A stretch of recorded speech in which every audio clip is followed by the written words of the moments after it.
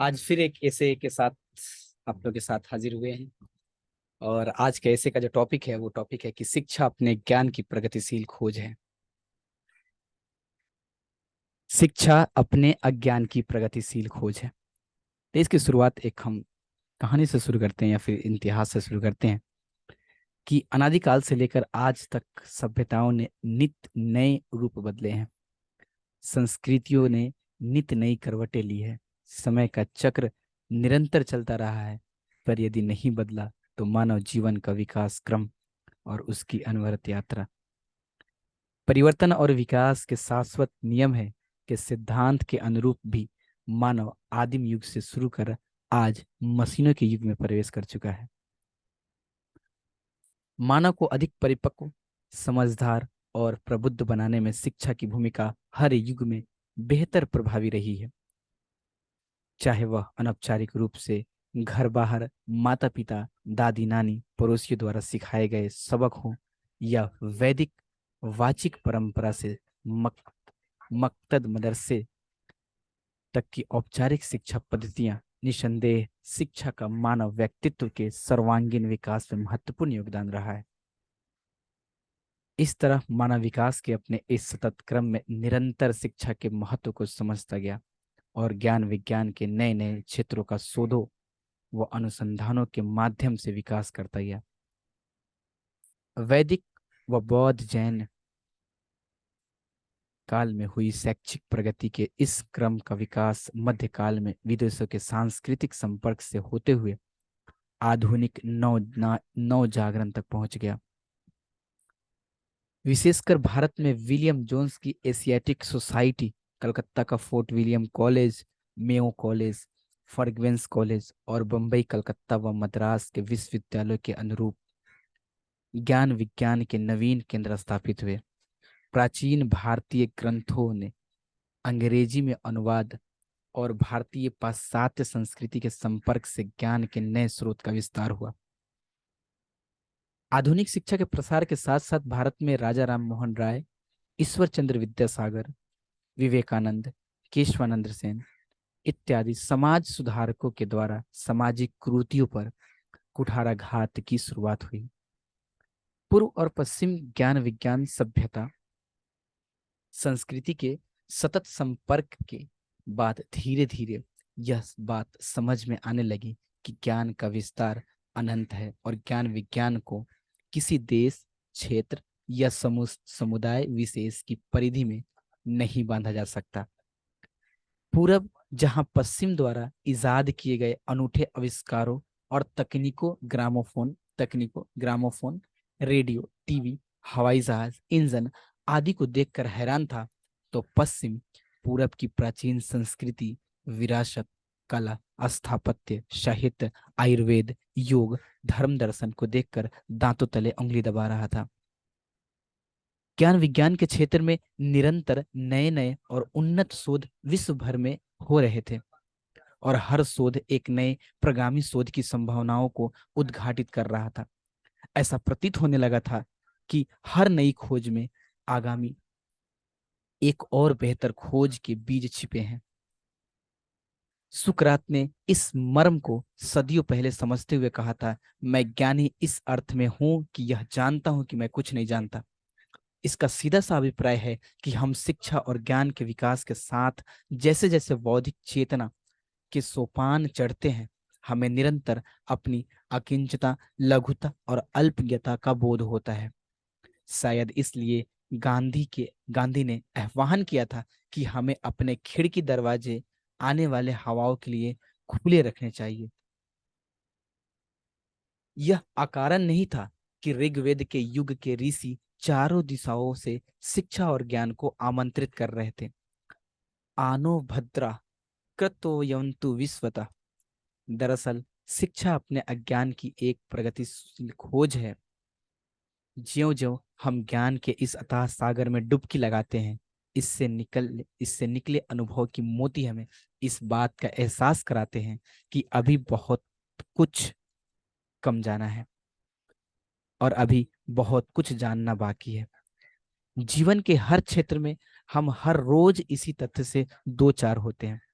धार्मिक, दार्शनिक व आध्यात्मिक क्षेत्र में देखें तो भारतीय षड दर्शन व जैन बौद्ध दर्शन के नव वेदांत तक नित्य नवीन निंतन सामने आते रहे हैं और ईश्वर जीव जगत के रहस्यों पर से पूरी तरह पर्दा उठाना बाकी है।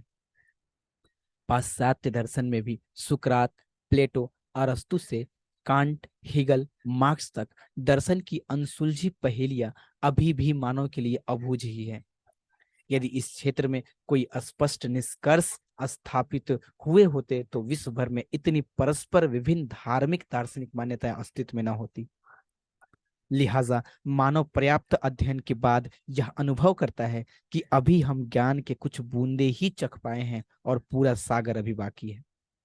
कबीर ने अपने उस अनुभव को कुछ इस तरह व्यक्त किया है कि पोथी पड़ी पड़ी जगमुआ, पंडित भयो न खोए।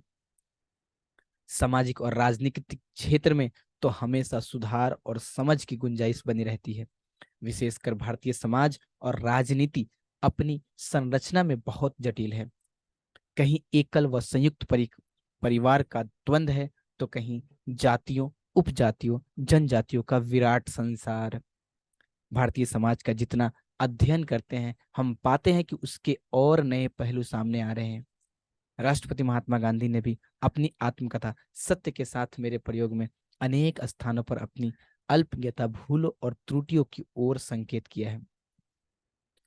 अक्सर यह देखा गया है कि जिन भी महापुरुष के प्रज्ञा के उच्च स्तर पर छुआ, उन्होंने अपने अज्ञान को उतनी ही ईमानदारी से स्वीकार किया। सच ही कहा गया है कि बड़े बड़ाई ना करे, बड़े ना बोले बोल, रही मन हीरा कब कहे, लाख टका मेरो मोल। वैयक्तिक और मनोवैज्ञानिक स्तर पर हम दिन प्रतिदिन के व्यवहार में नित्य नए पाठ सीखते हैं। मनोविज्ञान के अध्येता जहां नवीन अनुसंधान के माध्यम से मस्तिष्क की नई परतें खोलने में जुटे हैं, वहीं अमेरिकी राष्ट्रपति बराक ओबामा ने भी मस्तिष्क पर अनुसंधान के लिए करोड़ों डॉलर का नया कार्यक्रम शुरू किया है। चिकित्सा विज्ञान के क्षेत्र में तो इतनी तेज गति से अनुसंधान हो रहे हैं कि रोज नए रोग, उनके टीके और उपचार सामने आ रहे हैं। जंतु विज्ञान व पादप विज्ञान के अध्येता आज तक यह दावा नहीं कर सके हैं कि उन्होंने दुनिया की सारी प्रजातियां की खोज कर ली है। पुरातात्विक खोजों से ही 1921 में पता चला था कि भारत में वैदिक सभ्यता से पहले भी सिंधु सभ्यता के किनारे हड़प्पा, मोहनजोदड़ो की सभ्यता फल फूल रही थी। आज भी हम बहुत से क्षेत्रों और जनजातियों की संस्कृति तक पहुंच नहीं सके हैं। विश्व भर के साहित्य को पढ़ने पर हम पाते हैं कि दुनिया कितनी वैविधतापूर्ण और बहुरंगी है और हम अभी इसके बारे में कितना कम जानते हैं। साहित्यिक सांस्कृतिक क्षेत्र में देखें तो हम पाते हैं कि अभी सांस्कृतिक और साहित्य के इतने रंग अछूते हैं कि उन पर अध्ययन और शोध का एक पूरा स्कोप अभी बाकी है। पुरातात्विक खोजों से ही पता चलता था कि भारत में वैदिक सभ्यता से पहले भी सिंधु नदी के किनारे हड़प्पा, मोहनजोदड़ो की सभ्यता फल फूल रही थी। आज भी हम बहुत से क्षेत्रों और जनजातियों की संस्कृति तक पहुंच नहीं सके हैं। विश्व भर में साहित्य को पढ़ने पर हम पाते हैं कि दुनिया में कितनी वैविध्यपूर्ण और बहुरंगी है और हम अभी इसके बारे में कितना कम जानते हैं। इसके अतिरिक्त औपचारिक अध्ययन के दायरे से बाहर जो मुक्त भ्रमण के माध्यम से शिक्षा अर्जन है, वह भी जीवन को समझने का एक महत्वपूर्ण माध्यम है। निदा फाजली लिखते हैं कि धूप में निकलो, घटाओं में नहा कर देखो, जिंदगी क्या है, किताबों को हटा कर देखो। इस तरह हम जीवन के प्रत्येक क्षेत्र और स्तर पर अनुभव करते हैं कि शिक्षा दरअसल हमें यह बोध कराती है कि हम कितने अज्ञानी हैं। हम समाज में अपने आसपास अक्सर अक्सर कुछ ऐसे लोगों को देखते हैं जो थोड़ा बहुत अधकचरा ज्ञान जुटाकर सेख ही बहारते और पांडित्य प्रदर्शन करते घूमते हैं। थोथा चना बाजे घना, पर जो समुच्च सुशिक्षित, प्रबुद्ध और ज्ञानी लोग होते हैं वे स्वयं को अज्ञानी, अंकिचन, अल्पज्ञ मानते हैं।